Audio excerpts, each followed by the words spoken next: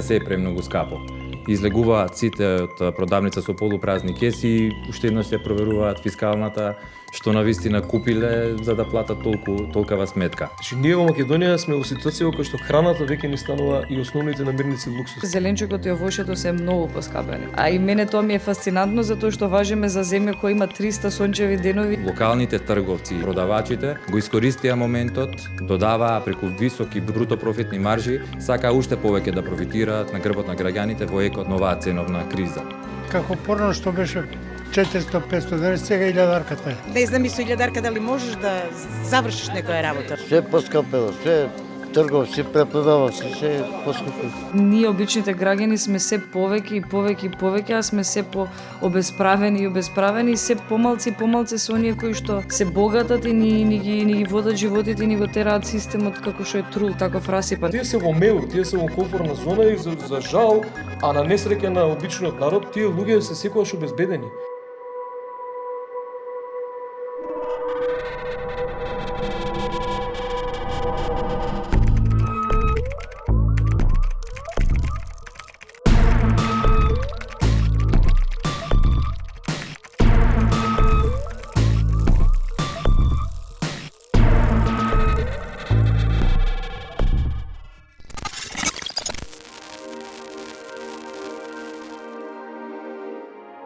Добро вечер на сите што не гледаат. Јас сум Бојан Стојановски. Јас сум Деница Чадиковска. Јас сум Александар Јанев, новинар во ИРЛ. И па ајде да започнеме со нешто што сите не мачи веќе подолг временски период. Колку пати во последниве неколку месеци сме си рекле, плеле колку е скапо од зеленчук на зелените пазари па се до каса во супермаркет. Сите чувствуваме дека животот стана некако прескап. Па што се случува? Зошто основните производи толку порасна? Слушаме убави политички изјави дека инфлацијата е намалена, но реалноста се покажува некаква поинаква слика. Во денешната епизода, 23-та епизода на разговор во редакција, ќе зборуваме за се што не мачи околу цените, тоа е зошто растат побрзо од нашите плати, колку влијаат трговските маржи и зошто сме посиромашни од пред 2 години. Колегата Александар Јанев веќе неколку месеци истражува, собира податоци, пресметува колку сме осиромашиле вистински, а видео истражувањето премиерно ќе се емитува во овој подкаст и ќе го гледаме веднаш после овој прв дел. Така, во вториот дел ќе имаме гости кои се малце, да речеме, невообичаени за нашите подкасти, но сметавме дека ќе можеме да пружиме добар и квалитетен разговор. Не се економски експерти или политичари кои би зборувале како се справуваат со инфлацијата, колку е таа намалена, како било во време на некоја претходна влада, како е сега. Не, вечерва гости ќе се, ајде да речеме, обични луѓе како сите нас, луѓе кои одат на пазар, одат во супермаркет, им е скапо и секако немаат функционерски плати по 2500 евра месечно. Да. Инаку ги следиме вашите коментари, идеи што ни ги оставате на минатите подкасти и тие коментари ни помогнаа да оформиме денешната епизода, така што ако ви се допадне овој разговор и ако не гледате на YouTube, може да оставите коментар под видеото, ако не гледате на МРТ1, може да ни пишете на некоја социјална мрежа. Добро, Александар, ќе почнем со тебе. Ти си, да речеме, малку понов во тимот на ИРЛ, за да ги запознаеме и оние што ќе не гледаат кои си, иако претпоставам дека те знаат од други проекти или од други медиуми. Скапо е секаде, како што реков во малото интро, скапо е во продавница, скапо е во скапо е на зелените пазари, воглавно поскапе услуги, поскапе све. Сега, за да дадеме мало интро зошто го правевме ова, тоа е затоа што кога ќе видиме на медиумите дека луѓето нонстоп се жалат поради скапи цени, високи цени со кои не може да си приуштат нормален живот, рековме ајде да видиме зошто е тоа така. Па чисто колку поскапе све? Тоа ќе го одговори анализата која што ја направивме. Не би сакал одма се да прераскажуваме од тоа што се нашите откритија, меѓутоа токму тоа беше идејата на целото ова истражување веќе некој период наназад, од првично од субјективното чувство, меѓутоа и од разговорите со колеги, со пријатели и општиот сентимент на сите граѓани кога влегуваат во продавница дека се е премногу скапо. Излегуваат сите од продавница со полупразни кеси, уште еднаш се проверуваат фискалната, што навистина купиле за да платат толкова сметка. Колегите новинари редовно ја следат оваа тема, пишуваат постојано, од месец во месец известуваат за движењето на инфлацијата и како се движат цените од месец во месец. Меѓутоа, поентата овој пат беше да направиме малку подлабока анализа за тоа што навистина се случи претходните 2 години од избувнувањето на конфликтот во Украина, од кога почна се со војдувањето на санкциите кон Русија и поскапувањето на енергијата, и како спирала потоа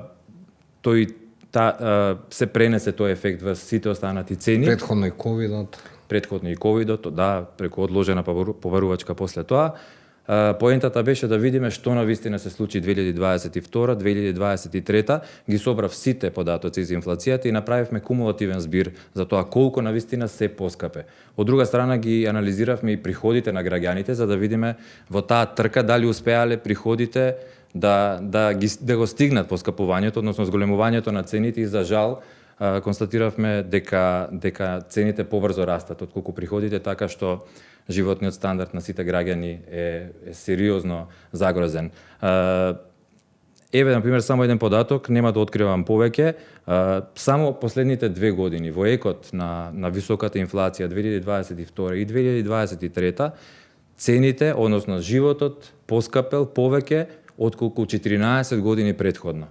Заедно. Вклучувајќи дури и 2008 година, кога избувна светската економска криза и кога исто така имавме епизода на висока инфлација која во земјава достигна 8,3%. Да.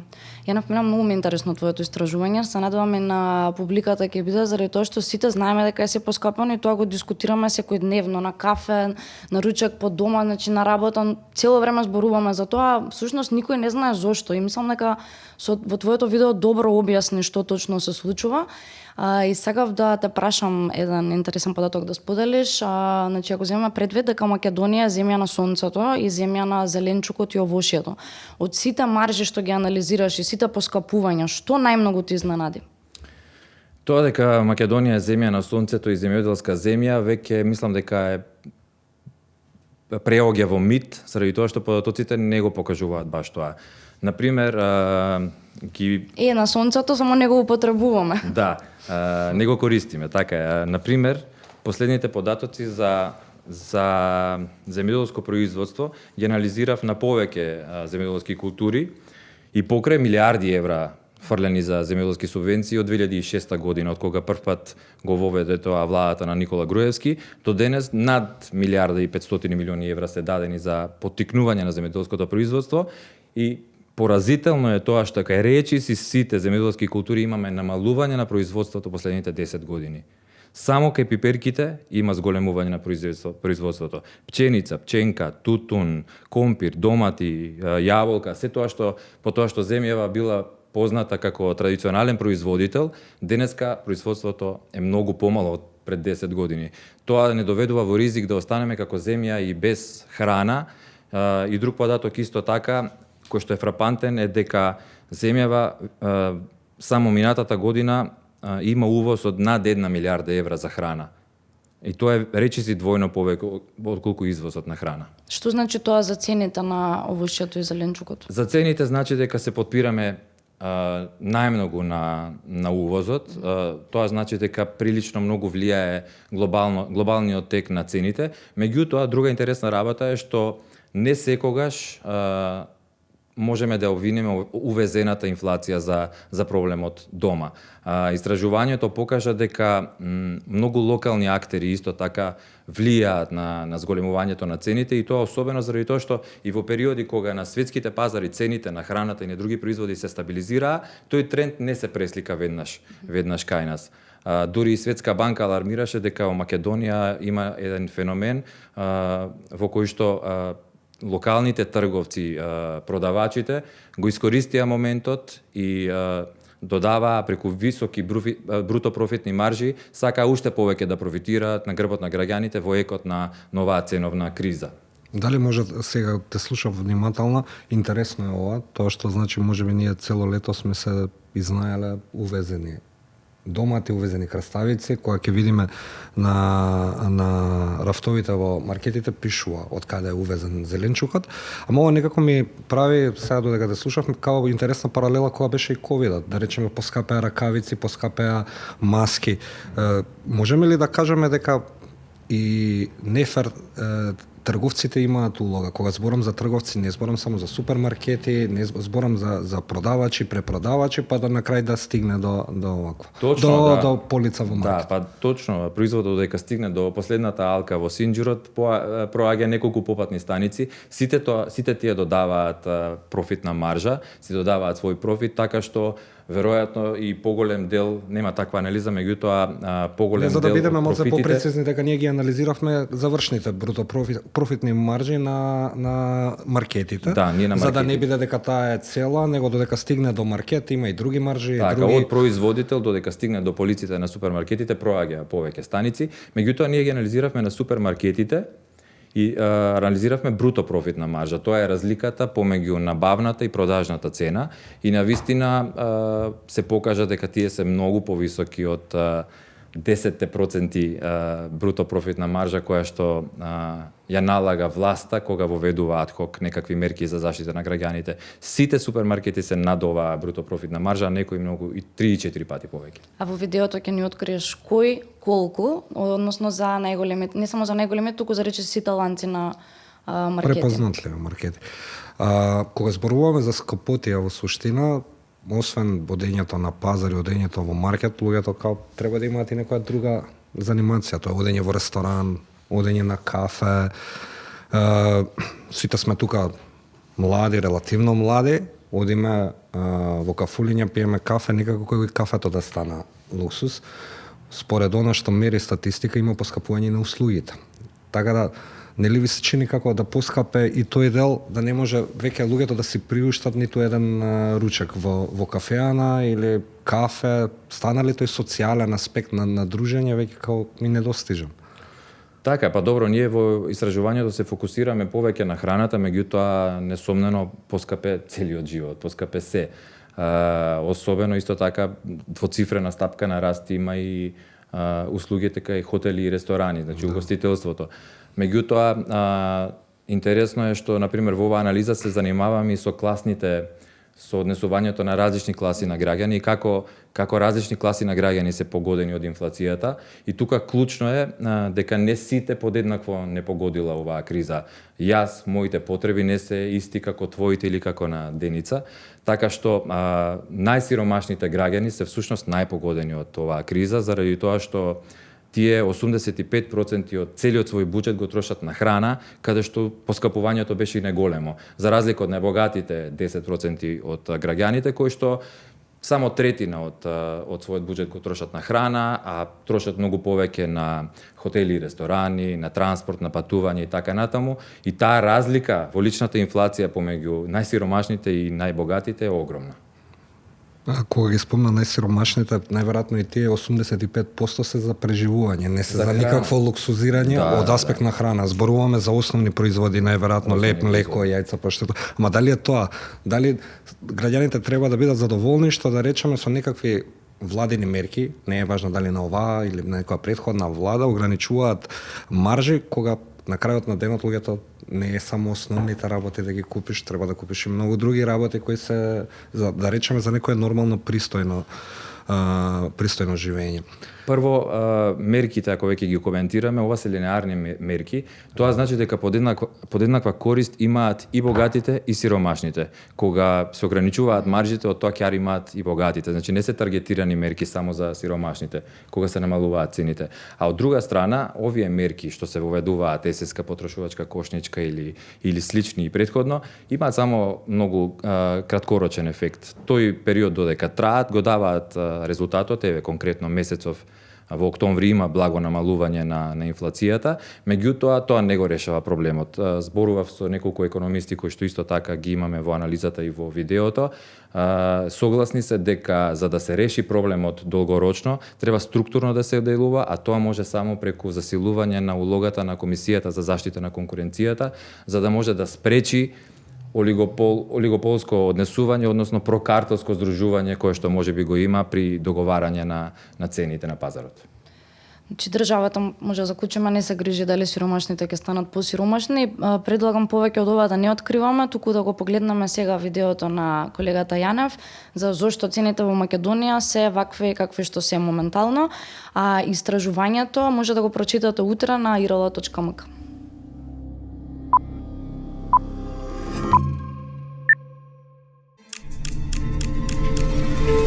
Стапката на инфлација во 2020 година се очекува да остане ниска. Моменталното ниво на инфлација е тука. Благ пад на инфлацијата во декември, но и натаму останува двоцифрена. Инфлацијата се намали. Но тоа не само што не значи дека цените се намалија, туку и дека тие никогаш повеќе нема да се вратат на старо. А веќе се многу високи, затоа што последниве 3 години постојано растат. Во ера на висока инфлација, политичарите најмногу зборуваа за тоа како тие се справуваат со овој проблем. Ова е време на солидарност, а не е време на остварување на екстра профити. Максимално колку може да ги намалат маржите. Ние сме покажале дека можеме да интервенираме. Пред нас останува периодот со стабилни цени. Инфлацијата е појава која не ја засега само Македонија и таа зависи од многу надворешни фактори. И токму овој термин е клучен кога политичарите сакаат да прикажат добри економски политики. Но често политичките изјави не се во достук со реалноста, нашата реалност, на граѓаните. Како порно што беше 400-500 денес, сега 1000-арката е. Не знам и со 1000 дали можеш да завршиш некоја работа. Се поскапело, се трговци, преподаваци, се поскапи. Зашто троши да најмногу пари од домашно? За храна. За храна. А највише храна да користиме. На храна. Цените на храна треба 400 денари, 300 грамов чварки. А колку пари добиваме, не стига за нешто. Пријателите си качи е 80% плата, нас 5%, па сега ќе тераме. Колку всушност поскапе нашиот живот и како дојдовме до оваа ситуација? We have therefore made the assessment that COVID-19 can be characterized as a pandemic. Генезата на оваа ценовна криза не враќа до периодот на COVID пандемијата. Рестриктивните мерки на движење кои ги затворија граѓаните во своите домови доведоа до помала поварувачка на производи. Но кога пандемијата заврши, поварувачката нагло се зголеми што предизвика изголемување на цените. И само што светот се стабилизираше, следуваше нова криза. Во 2022 година избувна конфликтот во Украина. Европа и САД воведоа санкции за руските енергенси, односно природниот газ и нафтата. Со тоа кризата се продлабочи, а инфлацијата достигна рекордни двоцифрени стапки и остави разорни последици врз животниот стандард на граѓаните. Но пред да разбереме што се случува со економскиот хаос во Македонија, потребно е да разбереме што е инфлација. Инфлација е намалување на куповната моќ на парите, што се одразува со општо зголемување на цените на стоките и услугите во една економија. Здравите економии ја контролираат инфлацијата. Идеално е кога таа се движи околу 2%, зашто така има време постепено да се усогласат цените и платите, односно властите да планираат соодветни мерки за паралелно да го штитат стандардот на граѓаните. Кога веќе знаеме што е инфлација и што е добра инфлација, сакавме да пресметаме колку се поскапе за време на оваа криза.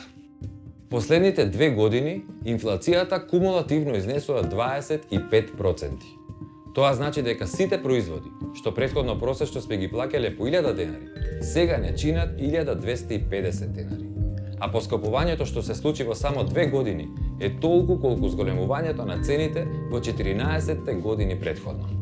Сите ние колективно денес сме за 15% посиромашни отколку пред кризата, затоа што наспроти растот на цените кои изнесува 25%, просечните приходи ни пораснале за само 10%. Произлезе дека животот на најсиромашните граѓани последните 2 години поскапел за 32%, додека пак трошоците на најбогатите им пораснале за 20%.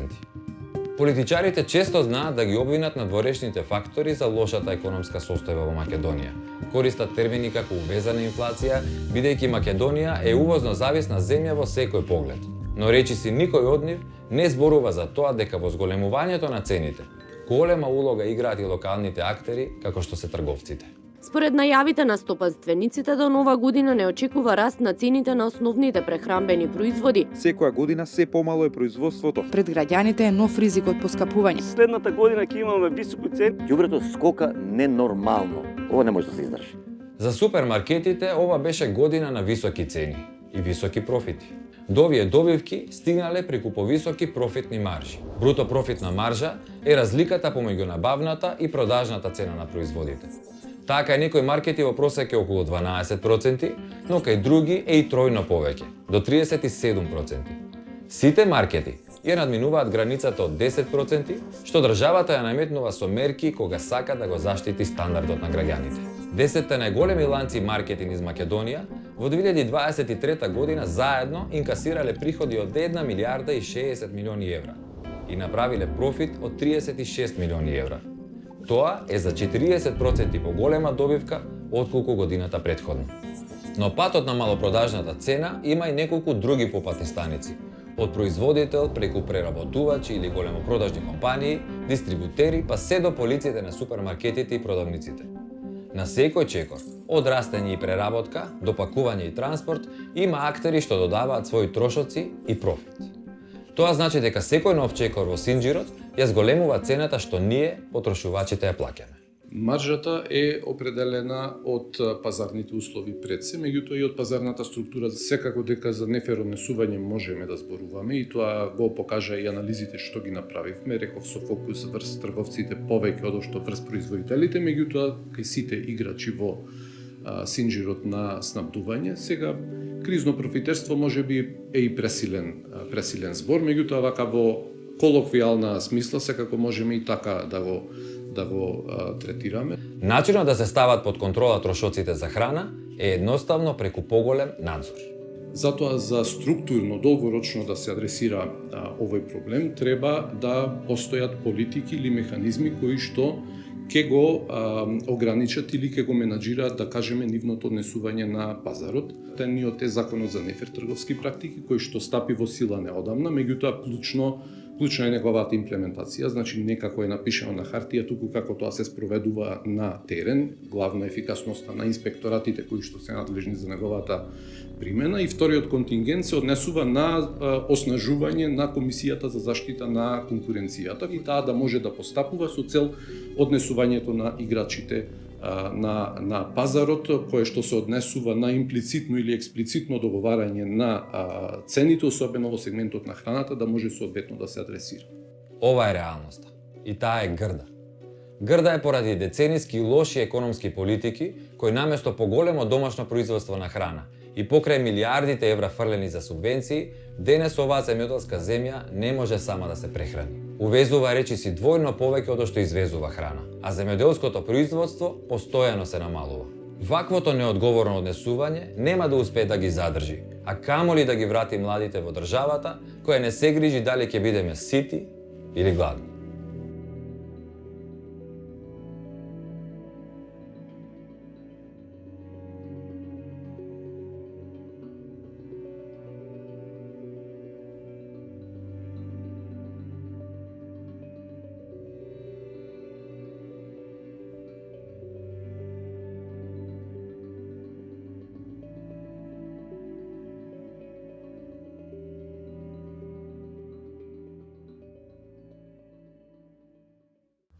Добро, наши гости вечер во подкастот се младата актерка Наталија Теодисиева и музичарот Петар Младеновски, попознат како ПЦ Суперкикс. Како што кажавме, луѓе кои најверојатно и вас ја скапа сето ова што не обкружува и сите овие цени, додека многу ми намислат дека актерите и музичарите живеат многу убаво. Ќе ни објасните подоцна во подкастот како се преживува од овие професии. Најверојатно ќе биде многу лесно да зборуваме за цени, за поскапување, бидејќи најверојатно одите и двајцата и на пазар и во маркет. Но ќе позборуваме за тоа колку и културно осиромашивме сите овие години. Никој од нас тука не е економист по струка, ама сите сме економисти кога ќе отидеме на пазар, во продавница, во супермаркет. Па за да започнеме би ве прашал двајцата колку е скапо, колку е поскапено и колку тоа вас ве допира. Апсолутно дека не допира. И по ова што го видовме на видеото, не само ние овде, сите сме свесни колку е се поскапено. И секој одење во маркет или палење кола или планирање патување или планирање да се спремиш за после премиера, која нели ти е на некој начин должност и кеф да направиш, сето тоа те удира по джеб. И тоа го очувствувам и ние, иако сме, еве јас сум државно вработена, земам плата од државна институција, сепак се сметаме дека во последниве неколку месеци земаме некоја достоинствена плата, меѓутоа сепак да, и за нас е скапо. Дури е и за нас скапо да отидеме во кино понекогаш. Иако тоа ни е дел од професијата каде што и сакаш да го посетуваш тоа. Па Наталија ги знае повеќето аспекти кај уметниците, бидејќи брат е музичар со кој што сум музицирал добар период од мојот живот и кој што не е вработен, исто како и мене, и не е под државна капа. Ние кои што сме фриленсери најдобро знаеме што е борба од први до први. Знаеш, сепак оние уметници кои што се под некаква, мојата сопруга актерка исто, кои што се под некаква државна капа или да речеме ги чекаат таа плата на први, сепак уживаат една комфортна зона, затоа што ние фриленсерите популарно и народски кажано најмногу го изедовме во време на короната, бидејќи оние инкам или приходи кои што ги имаме хонорари не успеавме ни тие да ги земеме. Ја бев дел од една иницијатива тогаш наречена Музика сега, во која што се собраме сите музичари кои што преживувавме буквално само од тие средства и имавме неколку средби дури во владата, меѓутоа тоа се избоксува некои 2 износа од по 42.000 денари, нешто така. Од оваа перспектива тоа е многу смешно и тоа многу кажа и зборуваше во тој момент за тоа колку, па мислам дека не беше само на таа влада, нели во тоа тука малце кризно делува сите како еден субјект во тој момент сите партии, мислам дека културата не им беше важна воопшто и како оние кои што се занимаваат, посебно фриленсерите во културата, дали ќе преживеат и како ќе преживеат, бидејќи имаше ситуација. Викаш не им била важна културата, а цените? Ако зборуваме за цените денес, важно им е на политичарите. Цените па како, па од кај ќе црпат, нели, даноци и така натаму, нели. На политичарите е многу полесно се договорат со трговците отколку со оние кои што се вклучени во културниот сектор, знаеш. Бидејќи се сепак мислам дека се зависни, мислам дека црпат доста по оваа или по онаа линија од нив директно или индиректно, па некако им се поважни. Некако културата е сметат како последна гранка со која што треба да се занимаваат во една држава и тоа е така тргнувајќи не само во кризни услови како што е и ова сега инфлација и претходно короната, туку и во нормално живеечко време, мислам дека културата е на маргините секогаш и гледате ги буџетите. Да. Наназад со години кога се носат. Годинава годинава ако не се лажам, агенцијата за филм го прв пат во историјата на независна Македонија го пресече, односно го стопираше конкурсот за финансирање на филмови од државна каса. Значи оваа година нема да има ниту еден филм кој е финансиран од агенцијата за филм. Кој што немате филм, култура, музика. Ке зборуваме мислам малце покасно во подкастот за да направиме една паралела на цените на ова што ни се случува и како што реков осиромашувањето наше на културно ниво, кога зборуваме за цени. Вака, кога последен пат сте биле во маркет, и што ви е најпоскапено? Еве да речеме зеленчук, овоше, секој има некој афинитет кој сака да го купи некој овоше, купува некој зеленчук, не знам, основни производи, леп, млеко. Како е кога ќе отидете на маса, на каса и во маркет? Да, додека стигне до маса. Више нервозата прошла. И дали бирате во кој маркет ќе пазарите? Апсолутно јас бирам. Да, го избирам секогаш оној кој е поевтин. Мислам нормално кој има достоинствена понуда, затоа што јас конзумирам и да е ефтин. И за среќа таму кај што живеам пред зграда имам ефтин маркет, па. А цените што мислите дека е најпоскапено вака од лично видување? Од лично видување јас мислам, затоа што многу конзумирам зеленчук и овоше, зеленчукот и овошето се многу поскапени. А и мене тоа ми е фасцинантно затоа што важиме за земја која има 300 сончеви денови и која многу лесно може да продуцира, продуцира зеленчук и овоше. Баш ова го зборувавме во претходниот дел и колегата што го правеше видеото рече дека дека Македонија е земја на зеленчукот и овошето и сончева земја веќе стана мит заради тоа што ние претежно увезуваме овоше и зеленчук. Види, тука се спомна неколку дефиниции, меѓутоа јас учев по некоја моја несреќа бидејќи многу не ме влече да предмети, ма се запишав во средно економско правно тогашно Васил Антевски, сегашно Васил Антевски ден најпрвен Борис Кидрич и ние учевме по политичка економија за она што се нарекува овде не се спомена стагфлација. Една посебна терминологија која што вели стагнација во производството, инфлација во прометот. Ние тоа го живееме во Македонија.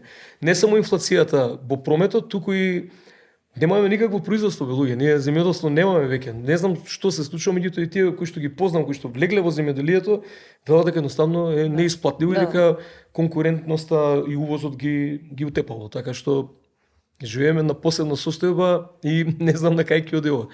Цените растат, се расте, не само зеленчукот тоа. Јас сакам и добар алкохол да купам понекогаш, веќе го бирам најевтиното од драфтот. Нема она кој некогаш купуваш добро виски. Што според тебе субјективно највеќе поскапе? Се е поскапе. Не можеш буквално да знаеш како? Ние не знам во овој свет, што знам, кај нас музичарите викаме пиво беше толку, сега е волку. Пивото беше 80 денари до пред 2 години, 3. Ја ги споредам константно менијата и на рестораните и на кафулињата.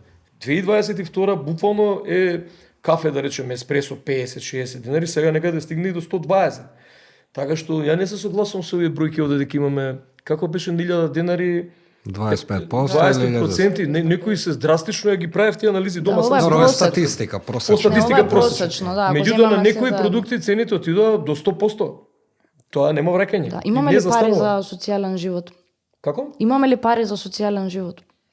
За несреќа ми се чини дека немаме ни социјален живот, особено во Скопје, да, како најголем, тоест како главен град и каде што се е стационирано да се случува овде, според мене немаме некој голем социјален живот, па така и валјда и ние не трпиме премногу по нашиот џеб затоа што и реално немам каде да ги потрошам од тој аспект парите.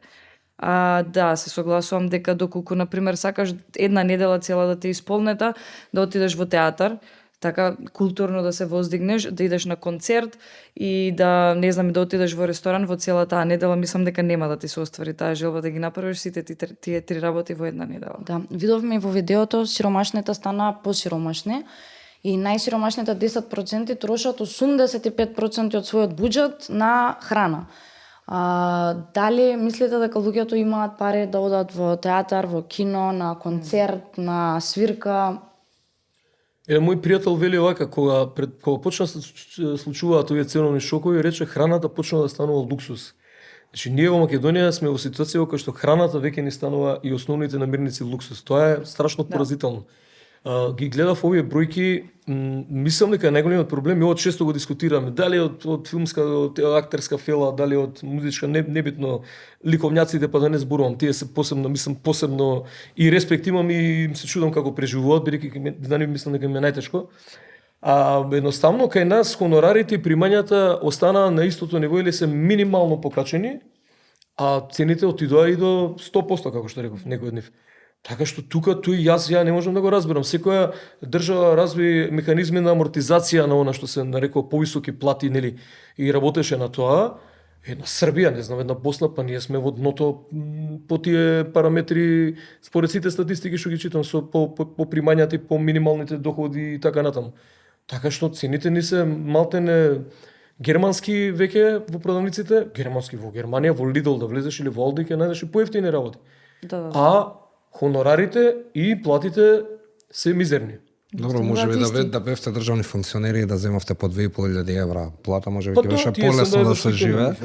Анализирајќи ги и слушајќи што кажувате во еден момент околу социјалниот живот, пред да придеме понатаму, интересно ми е некако едно кафе кое беше повеќе муабетот ајде на кафе кој имаше повеќе социјален аспект и дружење и добар муабет веќе стана некако под наводници луксус, така да веќе ни скафулињата 100 денари едно кафе. Колку луѓето од аспект на моментум на седење, дружење и правење одреден муабет викаат па нема да пиеме кафе. Збориме кафето беше повеќе како аспект на момент за средба, не како причина да се излиза. Со вакви цени можат ли луѓето си дозволат во текот на денот едно, две кафења? Ете да зборуваме од обични работи. Знаете, ние сме општество каде што сме многу социјални и цело време сме, ја така сум растана, ресторани, кафани, кафичи, после школа секој сидеше на кафе и така натаму. Едноставно сме социјална нација и сакаме да се дружиме. Не сме ладен тип на луѓе кои цело време функционираат од дома на работа.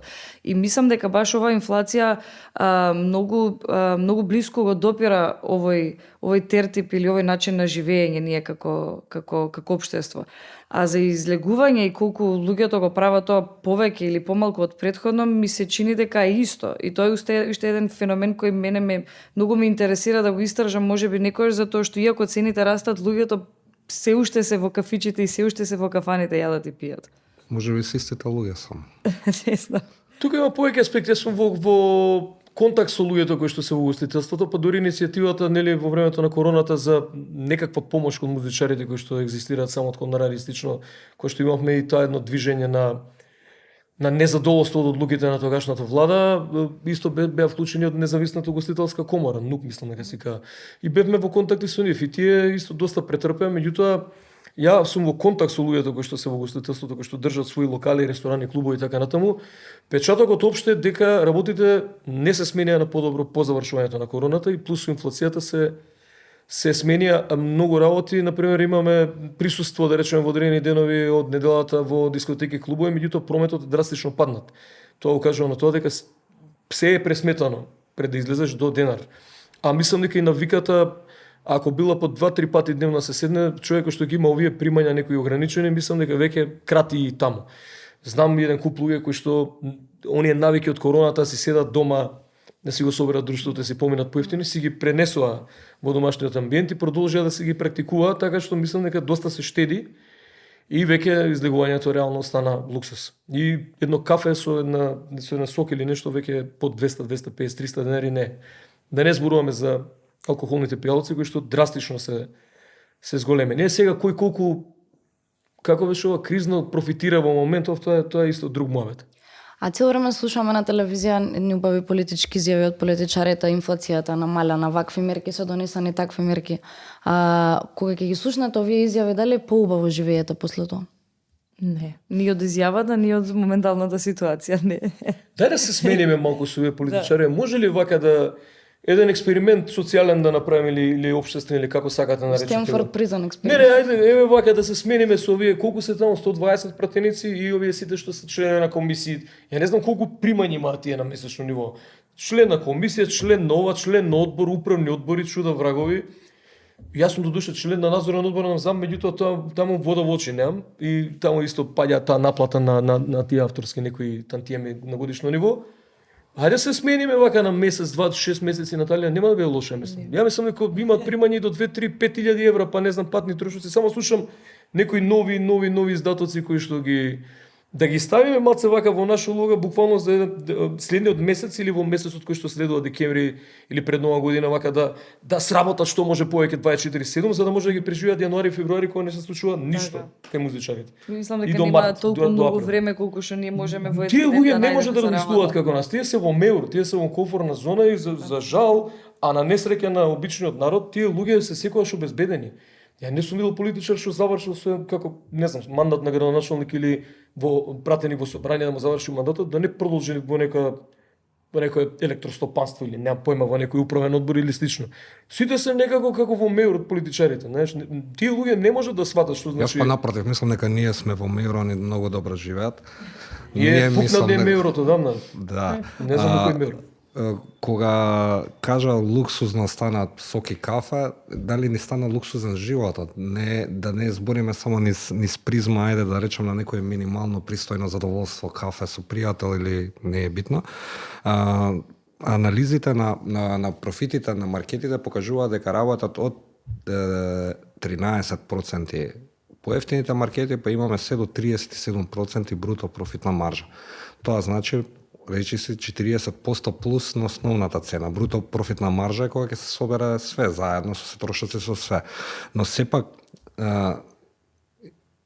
кога рековте бирате маркет каде ќе пазарите, не секогаш може да се купат сите работи на едно место, па мораме да отидеме од еден маркет до друг маркет или луѓето да пробаат некако да искомбинираат од каде да купат дел, за да стане се поевтино. нормално ли е оваа реалност која живееме, да не можеме да отидеме во маркет и да сме комотни да купиме она што сакаме? И она што ни треба. И она што ни треба, да, па на крај на денот она што ни треба. Зошто би требало да шетаме од еден во друг, па да видиме овде го има тоа, таму го нема тоа, па ова е поевтино, ова е по...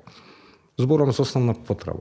Храната е основна потреба. Па да, знаете, мислам, кога јас, например, живеам сама и не треба да се грижам за никој. Меѓутоа, секогаш се прашувам кога ќе стане збор за тоа, еве, јас имам до некаде можеби некоја комоција да отидам и во поскап маркет, доколку таму има нешто што овде го нема и така натаму. Меѓутоа, секогаш се прашувам што е со моите колеги конкретно кои ги земаат сличните примања, имаат едно или две деца дома. Или плюс уште еден човек за кого треба да се грижат, или не да Боже болен родител, или болно дете, или болен сопруг, како и да е. Предпоставувам дека за тие луѓе е во нормалноста тоа да им се случува и дека да, јас можам, имам моментално луксус на бирање да изберам од каде што ќе купам, но некои луѓе мораат да го купат на ефтиното. Мораат да се задоволат со можеби со неквалитетното, кој исто така резултира и на нивното здравје и така натаму, нивното расположение се разбира, секојдневниот живот и така натаму. Така што мислам дека е многу далеко од нормално тоа. Ја од два маркета подалеку не одам. Не излегувам. Предпоставете кои се тие. Како да ви кажам. Знаем, а за оние кои што пазарот на шегеме последни години, ти буржуазија, зборуваме за маркети со грчки суфикси и така натаму. Значи тоа више веќе се смета за како да ви кажам. И драстични се и некои производи, цените и разликите во истите се драстични. Да, квалитетот да, меѓутоа не обичниот човек баш не може да си ги дозволи тие производи. Јас секогаш гледам, можеби да ме забележат и дома некој што така, меѓутоа гледам да штедам максимално. Секој влегување во маркет гледам до одредена граница, стигнам дали купувал млеко, дали купил, гледам да поминам со најефтиното реално. А ви се случува на пример да Аз сум татко на две деца. Така, заради тоа прашувам, на пример се случува да отидеш во маркет, не знам, сајде, карикирам, да замислиш 1000 денари дека треба да потрошиш и да дојдеш до малце на тој да речеш не, ова не треба, ајде, ќе одам со проекцијата. Па можеби не сум стасал до таму, меѓутоа гледам да не надминам. Знаеш како, можеби не се ограничувам во буџетот кој што ќе го потрошам дента, меѓутоа гледам се што ќе биде со неки пристојни цени или што поевтино. А сега кај децата баш и не можеш секогаш да објасниш што или како треба да биде за да биде поевтино, туку некогаш си бараат и тоа е борба. Борба, посебно за оние кои што имаат фамилии и семејства со деца, тоа е борба на вистина, од месец за месец. Пеца, на колку од музичарите музиката има втора работа? На еден куп. Па види, короната покажа дека ние сме, како да кажем, она први на отстрел, што би се рекло. Ние бевме први кои што имаа забранета дејност. А бевме најпотребни. Бевме најпотребни. Пак ќе кажам, се извини Наталија, меѓутоа вие бевте во ситуации да земете некакви примања за плата и така натаму. Не, јас баш во короната не бев вработена, јас се вработив по година и добро си го почувствував во тој момент. Сашко Коцев го сретнав в тој период и баш му реков, леле, почна ме жали човек, викам, добро, не ме жали се, остајме маца. Сам ги се жалам. Ама вас вие некаде, остајме, викам сега, ќе се снајдеме. И сега пливавме сите некако, јас за среќа се снаоѓам и пливам во некои други води исто. Знам да е сработен проект, бев на радио во тој момент и така натаму имав некакви примања, спонзорства и така натаму, меѓутоа имаше луѓе во оваа фила кои што буквално продадоа се за да ги преживеат тие. Јас пресметував со бендот со кој што настапувам, Breakdown Band, со кој што и братина Наталија свиреше со мене долг период. Од март 2020 забраната, кога првите рестрикции почнаа да се случуваат, првиот настап го имавме во ноември 2022 година и 8 месеци ние бевме оставени без можност за работа. Пак ќе кажам, некој се сноѓаше, меѓутоа добар дел претрпеа големи трауми и тешки периоди. Направи добра паралела, живееш сама, са не знам, плаќаш кирија, дали имаш плаќаш кирија. И са кажи ми плюс, кога ќе ставиме ставката кирија на сето ова и на сето поскапување со сите овие трошоци, са актерка си кречот, можеш да си дозволиш да живееш луксузно. Знаете како еднаш кога пред неколку години снимав еден филм каде што имав голема улога, се случи филмот, имаше премиера, беше доста успешен из Македонија и се сеќам татко ми еднаш ми се јави и ми кажа како еден негов пријател му рекол као Вацо супер, керка ти сигурно сега со филмов заработила барем за една куќа. Тоа беше еден голем вид што се смеевме цела фамилија на тоа, затоа што, ете, од голем филм, да речам ни 10% од таа куќа што луѓето мислат дека јас сум ја заработила, јас сум заработила. Така што, ко прашањето беше дали јас луксузно живеам. Не, од аспект на трошоци плюс и кирија и сето ова поскапување, а луѓето некако градат перцепција дека музичарите и актерите живеат баш фино, реклама, па брзи кредити, па ваква реклама, па таква реклама, така да од тој аспект прашувам, најде да кажеме дека можеби не е така. Или да се приушти таков живот кој можеби нас не делува дека го живеете. За да се приушти таков живот, треба платите на нас глумците да бидат многу големи за да бидам јас комотно и да кажам јас работам само театар и моментално ќе се фокусирам само на театарот затоа што платата ми е доволна и за кирија, и за бензин, и за сметки, и за храна, и за се ова што го дискутиравме до сега. Меѓутоа, иако платите се прилично покачени во државните институции, сепак не се доволни. Иако сум сама, тоа не е доволно. Секогаш морам да имам екстра работа која јас не секогаш имам и луксус да бирам дали да го сработам тоа или не. Секогаш морам да имам екстра работа за да живеам достоинствено, не луксузно. Луксус не постои, ми се чини кај нас, кај некој глумец, зборам сега само за глумците, евентуално можеби некој многу повозрасен актер кој снима и на страна, кој зема голема плата од кај нас, снима многу реклами, можеби тој.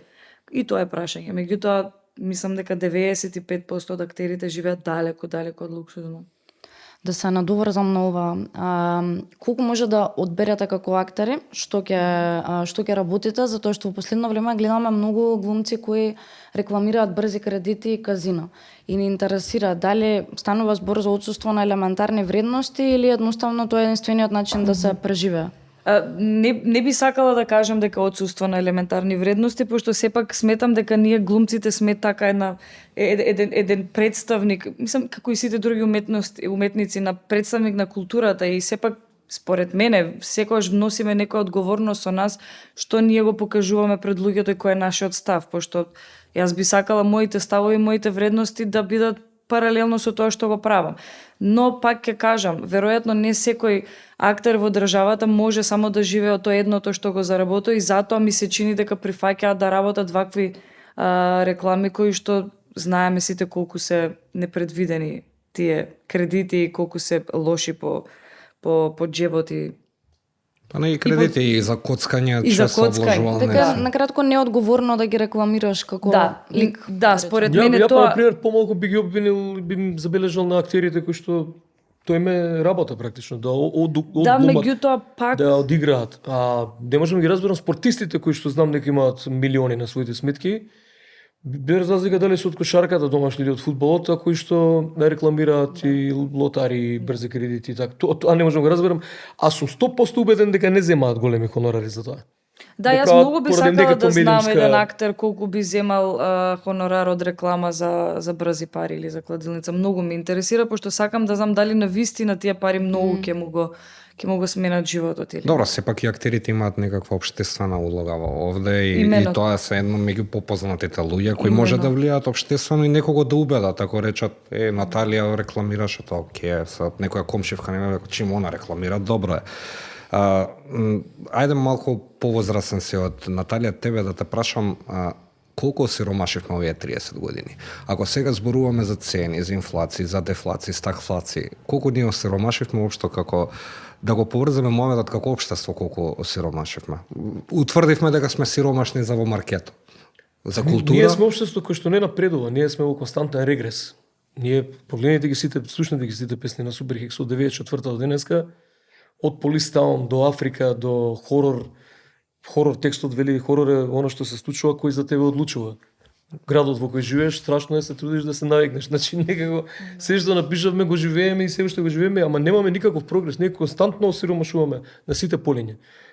Економски можеби не знам подобро од 95-та кога станавме независни, 94-та кога постоја пар будки со не знам кебапчиња и така натаму се возеа возило типот на југо и пеглици и така натаму, меѓутоа од тој аспект кога го гледаш, меѓутоа светот отиде многу понапред. На Албанија да ја земам за пример, каде што често престојувам и одам ја посетувам, мислам дека веќе не надмина во сите сегменти, и во културата, и во уметноста, и во инфраструктура, и во примање, и во плати, и во економијата. Има и делови кои што се нели попасивни, меѓутоа Сите отидоа некако напред. Ние во Македонија сме во константен регрес. Ние она што го имавме како држава го изгубивме. Ние сме сиромашни на секое поле. Ние имавме универзална сала, веќе ја немаме. Ние имавме патишта, веќе ги немаме. Ние не можеме до саем. Го гледам денови во Белград, ваков или онаков, таа гарнитура и они кои ја водат Србија, ќе кажеш, знаеш, има многу незадоволни, таму се случуваат пропусти, се случува на Нови Сад, меѓутоа таа земја има свој саем, има нови возови, имаат железничка инфраструктура. Ние тоа што го имавме го немаме. Пред некое време правевме попис на објекти кои што ги имало Скопје до пред 15 на 20 години, кои што ги нема. Езерото Треска, изгалиштето кој што е руинирано, универзална сала која што изгоре, милион други објекти кои што не функционираат. Да не зборувам какви состојби се и театрите и посебно во внатрешноста. А можете да замислите во помалите градови? Во помалите градови свесна сум, и знам како се фрлени на маркет. Домовите на култура, инфраструктурата, зборувам патишта, улици, ништо, јавен сообраќај, да не зборуваме во Скопје. Така што ние сме во константен регрес и осиромашување во секој смисол и не гледам, како се вели она, светло на крајот на тунелот. За жал. Интересно ми е ова за музиката што го спомна, за музиката на Супер Хикс. Не сакам да те прашам што е мејнстрим музика за младите денес. Ако имаме од една страна музика како вашата, музика за правда, за лични слободи, па не, вие имаме музика за љубов. Или мејнстрим музика е музика за скапи коли, Гучи, Долче и Габана, за физички изглед, пари, ботокс. Кој е феноменот последен и најприсутен и најпопуларен на Балканите последно време? Човек кој што ренда кашкавал на глави на млади луѓе и кој што им плука в уста. И тој е најплатен и најпокануван и во Македонија и околу Десингерица се вика човекот и едноставно неговиот настап е комбинација на што се нарекува по најново трап фолк. И тоа е мејнстрим за младите генерации. Супер Хикс младите генерации не знаат кои се. Дали музиката што ја слушаат младите денес ја одражува суровата реалност во која што ние живееме или е музика која што создава нови нереални стандарди? Ова е, знаеш како што ме прашуваше нешто што го зборувам 15 години, предупредувам на тоа. Тоа е тоа дека публиката се гради, навиките се градат, вкусот се гради. Ние ако градевме едни медиуми и една здрава средина во која што ќе се форсираше подобра и поквалитетна музика, како што се форсира, да речеме, во Германија или во Италија, бе фасциниран што се пушта на новите радио медиуми, ке имавме и ние веројатно таа публика, таа сцена. За жал, тоа е еден широк круг, сега да не отворам пак таа тема. Со години зборам како и локалните власти и моќници се врзани со увозни продукцијски куќи кои што не ги носат ситови изведувачи. Сето тоа им се пласира на младиве, тие го голтаат тоа, таа публика се шири и на крај дојдовме до оваа ситуација. Што не беше ситуација пред 15-20 години. И тоа нема се смени бргу. За да се смени нешто, да се направи ресет, ќе поминат години. Не сме на добар пат. Добро, ама моравме да ве прашаме и за овие аспекти врзано со сиромаштијата. Рековме со Деница, штета е ни се тука да не ги прашаме и во делот на дефлација или инфлација на култура воопшто. Јас пак би се вратил на цените и вака ќе направиме уште еден-два прелази, ќе завршиме. Ти цени, јас култура. Да, цени, да. Објаснувавме што е инфлација, што е дефлација. Сега слушаме БДП, зголемено БДП, намалено БДП и се користат економски термини кои за нажалост за голем број од граѓаните не представуваат ништо. Може би треба и така да биде, луѓето да не се замараат што значи сето тоа, ама на крај на ден кога ќе отидат да си приуштат нешто да купат, гледаат и колку е БДП и колку е инфлација и дефлација, новчаникот нив ни кажува. И сега колку мислите вие од сето ова што ни се случува од аспект на цени и од аспект на живот кој можеме да си го дозволиме, имаат улога нефер трговци, нефер трговски практики, оставени, ние обичните граѓани сме оставени без конкретни владени мерки за заштита и од сиромаштија или од цени. Каде ја гледате клучниот проблем за ова што ни се случува? Ајде, Наталија. За мене ова звучи доста стручно прашање, меѓутоа ќе се не, обидам. тоа не. Ќе се обидам да го одговорам колку што јас од мојот домен. Поентата ми беше дали нас обичните граѓани сме на последно место во светот на функционирање на системот.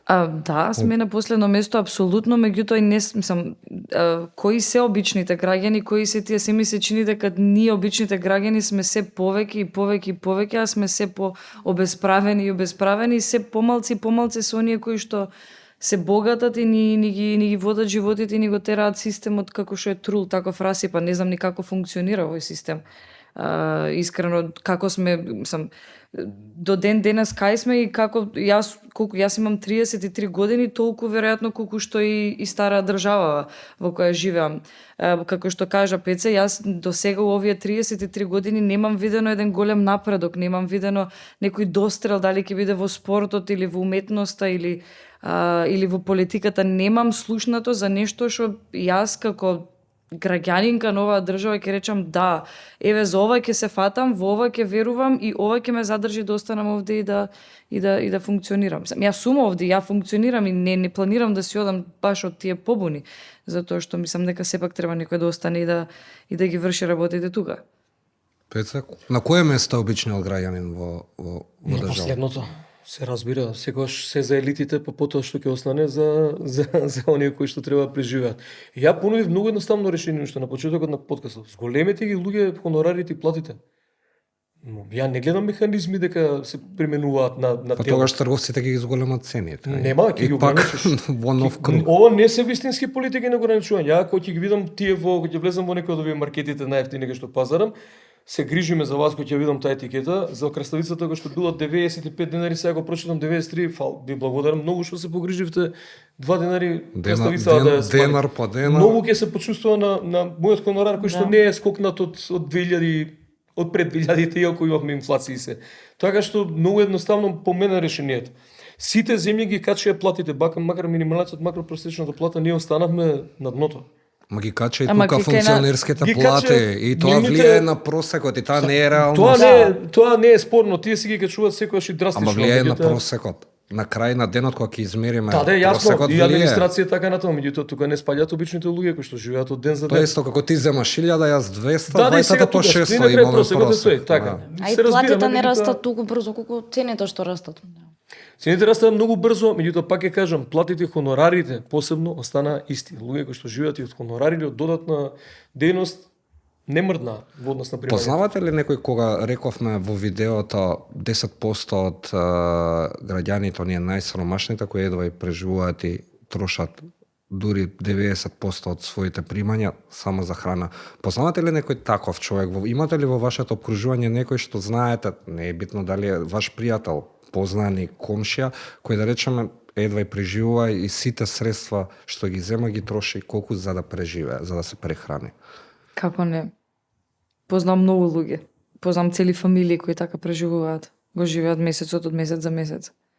И кои должат пари за сметки, особено за струја, особено во зимските денови. Мислам, јас познам доста такви луѓе, се надам дека познам многу и на крај се фаќаат, на крајот одиме, затоа е толку развиено на брзо кредитарство. Така. На крај се фаќаат периодов, гледам многу луѓе кои што се фатеа за тие брзи кредити. Да. И заглавуваат уште повеќе и повеќе. Ние ќе бидеме со Суперхикс дел од една кампања регионална која што ќе го промовира нерекламирањето на брзи кредити, кладилници и така натаму обложувалници на јавните личности во регионов. Тргнува една регионална голема кампања со извикани уметници како Електричен оргазам, Рамбо Амадеус, од секоја бивша Јурепублика ќе има по еден бенд или по двајца или по тројца и ќе бидеме во дел од една таква кампања. Сметаме дека ова е правилно и дека Значи тоа антикампања на инфлуенсерите, уствари ќе му даде. На спортистите, на како ти кажам, кога стигнеме до ситуација веќе инфлуенсерите да креираат јавни мислења и да бидат најважните, тука нема браке нисто како што нема со музиката. Тоа го дозволивме и тоа е. Кога сме на тема инфлуенсери, денес имаме впечаток сите дека живееме во општество каде што материјалното се почитува најмногу, ценат врз база на тоа што носиш, каква кола возиш, колку пари имаш, кои ти се родители. Не само тоа, туку и се создаде еден култ кон вештачка убавина. На светско ниво имаме 40% пораст на естетски корекции. Прашањето за вас двајца ми е во едно здраво општество, кога Македонија би била такво општество, вие како уметници би требало да сте идолите на младите, би требало да сте примерот. А кои се всушност идолите на младите во Македонија денес и какви вредности промовираат овие луѓе, дали се инфлуенсери или што и да се? Мојата работа, нашата работа е јавна, така што не можеш да избегнеш и да имаш Инстаграм и да ги гледаш тие луѓе, така што прилично сум запознаена со инфлуенсерство, не дека јас го правам тоа, меѓутоа познам многу луѓе кои го прават тоа. И да, ми остава тоа впечаток дека младите се повеќе се лепат на такви брзи продукти, на инстант шеги, на инстант совети. Знаете, сами знаете колку често сите тие инфлуенсери знаат да дадат и по некој животен совет кој што претпоставувам дека не се ни водат самите по тој совет, него едноставно може само го прочитале, сега тоа е актуелно и за да добие лајкови и срцење мора нешто да каже. Така што стапицата е многу голема овде и некако ми се чини дека многу површно, последниве неколку години многу површни станаа тие вредности за кои барем јас кога сум растела, пошто јас кога растев, ние растевме у општество кога беше кул, се надпреварувавме кој повеќе бендови слушал, кој повеќе албуми имал тој бенд, кој отишол која представа да ја гледа. Ние некако така се надпреварувавме. Не знам, не би сакала да бидам од оние луѓе кои како стареат така мрчат за младите дека не е ништо окей што се случува во нивното време, меѓутоа тврдам дека она со која јас сум растела и сум се борела и сум сакала да се развивам како човек е многу поразлично од денес. И ми се чини дека тоа време кога јас сум растела имало некоја длабочина и некоја смисла во работите. А сега е, како што кажат, и многу е материјално и е површно и е на фасада, да е убаво на лик, да е убаво за око и децит, предпоставам. И затоа и многу често среќам девојчиња кои што се во средна школа, кои што се веќе со некакви естетски корекции, со поголеми усти, јабучници и така натаму, што мене ме става во позиција да се прашувам која книга ја чита навечер кога ќе си легне. За дали веќе постојат и книги за дали тоа. Чита. Дали чита, да. Пеца, ти си татко. Тука и доаѓаме до улогата на родителите. Ја имам исто така водам еден подкаст во кој што секоја емисија неминовно доаѓаме до овој заклучок, дека се доаѓа од дома и дека првенствено и родителите не си ја вршат својата улога. Можеби ја не сум најсовршениот родител, можеби грешам некаде. Меѓутоа, вака во множина ќе кажам, родителите ние сме виновни за добар дел од оние состојби кои што се случува. Таа наезда на социјалните мрежи, таа изложеност на младите пред точно, социјалните меѓутоа ти треба да разговараш. Јас, мојата керка, контролирам секој ден што се гледа на ова, вегува во тинеџерските води, веќе имам еден повозрастен тинеџер дома. Ако не ги контролираш, ако не следиш што тие консумираат, толку враќање нема. Затоа дојдовме до она што е оние кои се идоли на денешните генерации, мејнстрима, тоа е човекот кој што им редна кашкала на глава. Фасцинантно. И ги тепа со патика. Супер.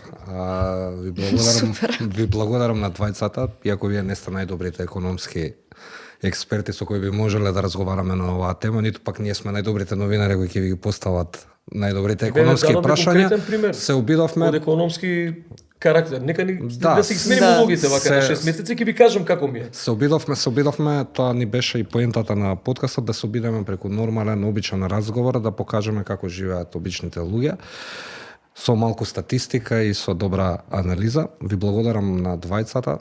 Да го завршиме подкаст. Ви благодарам и ние. Мене брго ме помена. Се надевам ќе бидеме интересни.